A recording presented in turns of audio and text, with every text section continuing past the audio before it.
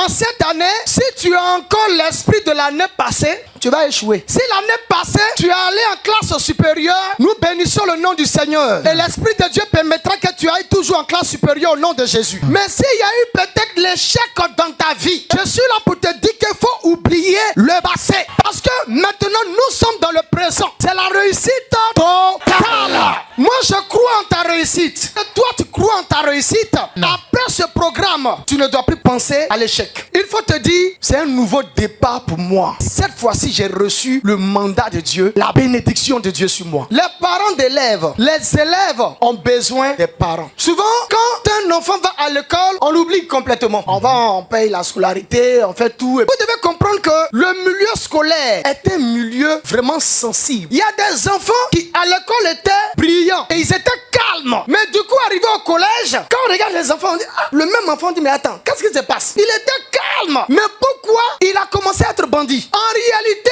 il allait croiser quelqu'un qui est en train de le transformer dans son école. Et donc, il est important pour l'élève de marcher avec de bonnes personnes. Si tu marches avec quelqu'un qui n'a pas une bonne moralité, alors tu vas commencer à réfléchir comme lui et ça va commencer à te détruire au fur et à mesure. Mais souvent, tout ça émane des parents. Parce que quand un enfant vient et puis le parent ne prend pas le soin de lui demander comment s'est passée ta journée, avec qui tu as causé, parce que tout ça compte. Il y a des élèves qui sont devenus drogués ou bien des enfants qui sont devenus drogués. Ils n'ont pas pris ça de chez eux à la maison. Ils ont pris ça à l'école. Il y en a qui sont devenus des homosexuels. Tout ça, c'est là-bas qu'ils ont pris. Donc vous devez vraiment être vigilants. Souvent, les enfants n'arrivent pas à se confier aux parents parce que les parents ne comprennent pas les élèves ou bien les enfants. Souvent, quand il y a quelque chose, on crie sur l'enfant. C'est vrai, à des moments, il faut crier. À des moments aussi, il faut réfléchir. Parce que si l'enfant ne se sent pas en confiance à la maison et qu'il trouve quelqu'un qui l'apprécie à l'école, c'est à ce dernier-là qu'il va se confier. Et voici ton enfant qui est en train de se détruire un peu. Hein. Quand le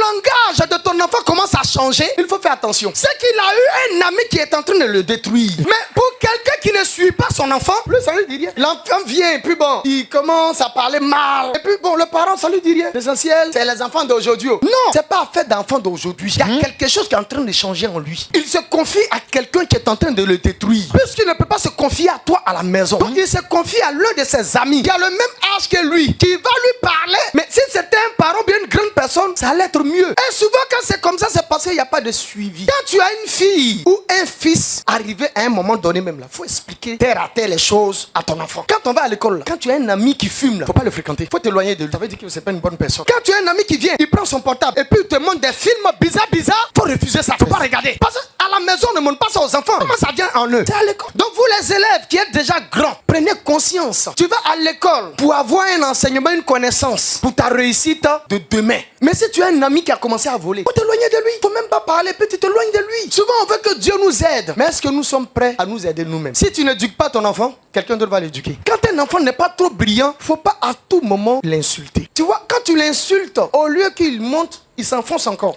Est-ce que vous savez pourquoi? Parce que simplement, il n'a pas l'aide de ses parents. Quand il était petit et qu'il faisait 4 pattes, une, deux, il tombe. Il dit bravo, vas-y, bravo, lève-toi, ça va aller. Quand il était petit, tu l'encourageais. Maintenant, pourquoi il est en train d'échouer quelque part, tu l'encourages pas. Le problème, c'est toi. Tu dois aider ton enfant. Il faut l'encourager. Quand l'enfant sent ça comme ça, il l'encourage et puis il travaille. Il faut encourager ton enfant. Les enseignants à l'école primaire, ils sont mieux. À partir du collège, il y a problème. Mon frère, tu as appelé, tu as fait le CAFOP. Le CAFOP, on apprend comment on enseigne à un élève. Mais souvent, on se dit, mon cher, il me fatigue trop, je le laisse. Ah, toi aussi. Ton salaire là, tu prends ça pourquoi? Après, toi-même là, tu es formé pour aider quelqu'un qui connaît rien à connaître quelque chose. Il y a des élèves qui sont intelligents, mais quand ils voient la chicotte nette là, ils sont paniqués. Et puis ceux qui enseignent au collège, quand tu es te marier, il faut te marier. Faut pas gâter les enfants. Toi, il a te donné beaucoup de points. Tu fais quoi même? Il a te donné beaucoup de points. Son papa va te trouver là-bas.